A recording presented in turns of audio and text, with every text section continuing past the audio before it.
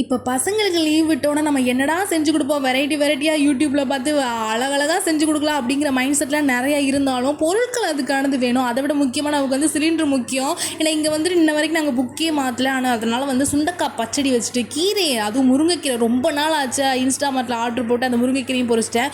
இந்த சுண்டக்காய் பச்சடி ரொம்ப சிம்பிள். சோம்பு போட்டு வெங்காயத்துக்கு நல்லா வதக்கி விட்டு அதுக்கப்புறம் சுண்டக்காய் வந்து நறுக்கலாம் வேண்டாம், நல்லா கழுவிட்டு இடிகளில் போட்டு 4 இடி இடித்தோம்னா அப்படி நல்லா வந்து பூ போல் உடஞ்சி வந்துடும். அதை அப்படியே போட்டு கொஞ்சம் மிளகா அப்படி உப்பு மஞ்சத்தூள் போட்டு நல்லா பெரட்டிட்டு அதுக்கப்புறம் கொஞ்சமாக தண்ணியை ஊற்றி வேக வச்சோம் அப்படின்னா பச்சடி சூப்பராக இருக்கும். இதை விட முக்கியமான விஷயம்னா நம்ம தானே பசங்களுக்கு ஏதாவது புதுசாக செஞ்சு கொடுத்து அவங்கள டார்ச்சர் பண்ணுவோம் அந்த லீவ் நாளில். என் பையன் என்னடா வந்து சப்பாத்தி போட பழகிட்டான். அதுக்கப்புறம் இந்த மாதிரி வெரைட்டியாக செய்யறதுக்கு அவனுக்கு பழக்கம் வந்துடுச்சு.